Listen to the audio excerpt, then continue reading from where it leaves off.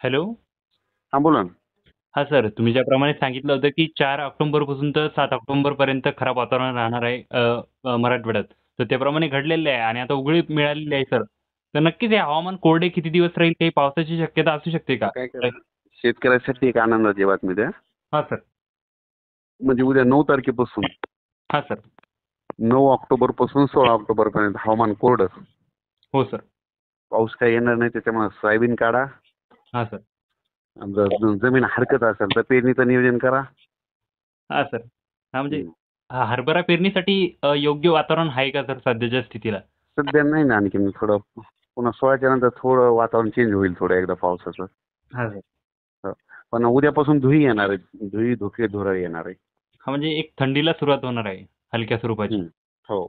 हां. आजच ना इकडं ना जळगाव जिल्ह्यात भडगाव पाचोरा तिकडे खूप धुई होती. आता उद्याच्याला आपल्याकडे येईल. हां सर, आपल्या भागात देखील येईल उद्यापासून. हो. सर. सध्या म्हणजे कोणतेही पेरणीचं नियोजन करण्यासारखं वातावरण तयार झालेलं नाही. हां. हां सर. आणि पण शेतकऱ्यांना आता सोयाबीन अगोदर काढून घ्या म्हणा. हां सर, सगळ्यात महत्त्वाचं म्हणजे सोयाबीन. आणि येताना रात्री येताना झाकून ठेवत जा म्हणा. हां सर. स्थानिक वातावरणाचा पावसाचं सांगता येऊ शकत नाही कारण की गरमीची हां. लाट खूप वाढलेली आहे. हं. हां सर. आणि शेतकऱ्यांनी यावर्षी मक्याचं प्रमाण देखील वाढवलेलं आहे. नक्कीच मक्का देखील असेल तर मक्का पाडू शकता. मका करत असताना शेतकऱ्याला काय करत सांगा. हां सर. 2 बाय जे 1 फुटावर 1.5 फुटावर लावतात ना, 2 बाय अर्ध्या फुटावर लावल्याच्या नंतर 1 एकरमध्ये 29,000 ते 32,000 झाड बसली पाहिजे. हां सर. तर त्याच्यामुळे काय होते 55-50 क्विंटलपर्यंत उतार येते. हां, 50 क्विंटलपर्यंत. हां. तसं आपल्याला 40 क्विंटलपर्यंत येतं, 35 ते 40. मग काय होते नेमकं माहिती आहे का? हं. जे 2 फुटावर करतात ना ते तुमचे जे झाड असते ना अर्ध्या फुटावर, कोणतं झाड 1.5 फुटावर जाते, कोणतं झाड 2 फुटावर जाते. संख्या कमी झाली की तुमचा उतार कमी येतोय. तर जगाच्या वाटेवर कोणतंही मकाचं झाड समजा 2 बाय 1 फुटावर लावलं आणि 2 बाय 4 वर बरी लावलं तर 1 किलोचं कणीस कोणतंच पडत नसतंय. हां सर, बरोबर आहे. तो कोणतं कणसाचं वजन तुम्हाला सांगतो 280 ग्राम, 300 ग्राम, 370, 390, 400 ग्राम पर्यंतच भरतंय. हो सर, बरोबर. त्याच्यामुळे संख्या सगळ्यात महत्वाची. हां सर, नक्कीच. तूट भरायला पाहिजे मका लावल्याच्या नंतर, पण शेतकरी इतकं लक्ष देत नाहीत.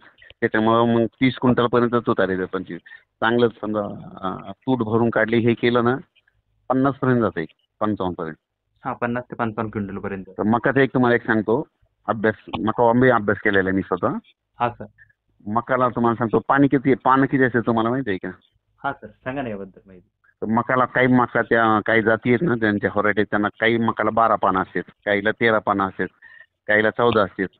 पण ती एक इनवेजची आहे ना तिला 18 पानं येतात. किती किती? 18 का? 18 पानं लागते तिला. तर पानाचं वैशिष्ट्य सांगतो तुम्हाला. हां सर. जर 12 पानं लागले तर ते मकाचे ते दाणे असतात ना हां त्याचे सर. 12 लाईन तयार होतात.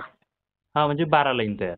13 पानं लागले तर 13 लाईन होत्यात, 14 लागले तर 14 लाईन. बरोबर. मग इनवेज कंपनी त्याला ना 18 लाईनी येतात. तर मग किती व्हायला येतात? 18 होईल मग. 18 लाईनी व्हायल्यात. मग 18 आणि एका लाईनीला 3 न गुणायचं. म्हणजे 18 त्रिक 54. एका लाईनीमध्ये 54 दाणे भरतात. हां, म्हणजे एका लाईनीमध्ये 54 दाणे. हॅलो? हां, एका लाईनमध्ये 54 दाणे. हां, असं असतंय. आणि जर मग 12 लागले तर मग किती व्हायला येतं? 48 नाही 12 सॉरी त्रिक 36 व्हायला येतं. होईल सर. आणि 18 लागले की 18 त्रिक 54. 54. 36 म्हणजे 18 20 दाणे आगाऊ राहिलेत नाही. 20 दाणे आगाऊ भरले तर वजन जास्त कितीचं येणार? हां सर, म्हणजे बरोबर. जवळपास 18चा डिफरन्स येऊ राहिला त्यामध्ये. हां. म्हणून शेतकऱ्याला म्हणायचं काय करायचं? आपल्या मित्राला, आपल्या शेजाऱ्याला कोणत्या मकाला चांगला उतार आला ह्या निवडायच्या. हो सर. आणि नक्कीच सर. इन्वेज कंपनीची तानाजी एक चांगली आहे बघा. म्हणजे मी आतापर्यंत त्याचे ना 70-80 प्लॉट बघितले. हां सर. तानाजी 838 म्हणून एक आहे, चांगली आहे. हो सर. नक्कीच तुम्ही मक्याचा प्रयोग करणार आहात का सर? नाही नाही, मला अभ्यास आहे. मी प्रयोग करतो पण मी स्वतः अभ्यास करतो. मी शेतकऱ्याला लावायला सांगितलं होतं की त्याला नियोजन करावं लावलं होतं. हां सर. आणि आज मी देखील प्रॅक्टिकली स्वतः अभ्यास करतो तेव्हा सांगतो ना सर तुम्हाला काय सांगू शकलो असतो. नाही, हो ना सर. नाही, अभ्यास केल्याशिवाय माहिती होत नाही. आणि नक्कीच सर, पाहणीचा कार्यक्रम देखील चालू आहे सध्या मक्काच्या पाहणीचा, हं. सोयाबीनच्या पाहणीचा कार्यक्रम आटपलेला आहे जवळपास. हो ना. हो सर. नक्कीच कोणकोणत्या व्हेरायटी त्याबद्दल नक्कीच माहिती द्यावी सर. तर तानाजी. शेतकऱ्याला काय म्हणा की आता किती तारखेपर्यंत 16 तारखेपर्यंत सोयाबीन काढा. हां सर. वाटल्या मशीनमधून नसलं काढणं तर झाकून ठेवा. हां सर. हो. आणि शेत तयार करून ठेवा मग व्यवस्थित. पेरायचं असलं तर पेरणी करू शकता. हां सर. दिवाळीत वातावरण खराब राहण्याची शक्यता आहे. थोडं होईल समजा पण सगळीकडे होत नसतंय. उद्या जर धुळी जर आली तर एखादा पाऊस बी निघून जाईल. हा सर बरोबर. हां. बरं बरं. नक्कीच सर आता शेतकऱ्यांना. हे जे पाऊस असेल ना कसं असते 10 ऑक्टोबर हा पासून जे पाऊस पडतोय शेवटचा ते काय असते महाराष्ट्रात 42,000 गाव आहेत. त्याच्या फक्त 20,000 गावाला पाऊस पडतो आणि बाकीच्याला सोडून देतो. त्याच्यामुळे कसं आहे शेतकऱ्यांना आपण आपलं पेरणीचं नियोजन करायचं. कोणावर दोष देण्यात अर्थ नाही. हा सर नक्कीच हे शेतकऱ्यांचं काम असतं हे पेरणीचं नियोजन करण्याचं. हो. आपलं जे हरभरा पेरणी करत असताना नवीन चव पेरायची. एकरी 40 किलो बियाणं पेरायचं. हा सर हरभऱ्यावर प्लेट तरंगी असं तुमचं अंतर असतं सर म्हणजे. एकरी 40 किलो बियाणं पेरा. पेरताना एक बॅग खत द्या म्हणा. 10 किलो गंधक द्या. 40 किलो बियाणं पेरा. बियाणं पेरत असताना गेल्या वर्षी मी 81 नंबर पेरलं होतं इनवेटचं. हा सर. ते एक चांगलं आहे. त्याच्यामधून एक 94 नंबर आहे ते देखील चांगलं आहे. हा सर नक्कीच सर सगळ्या महाराष्ट्रात उपलब्ध अजून झालेलं नाही सर युनिव्हर्सचं बियाणं. तर नक्कीच भेटेल आता यंदा भेटणार आहे. आणि काय करा आणि शेतकऱ्याला आणखीन एक सांगा की हरभरा पेरणीनंतर मर लागते.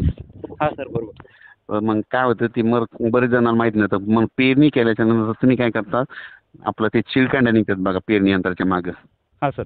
आणि तुमचा हरभऱ्याचा दाणा असा पडल्याच्या नंतर त्याला थोडी हवा लागत राहिली की त्याला बुरशी लागते. म्हणून पेरणी केल्याच्या नंतर एक तर रोटायटर करा पाठीमागे नसतं मग त्याच्यावर राशण्या करा म्हणा. मग तसं केल्यावर मर थांबते.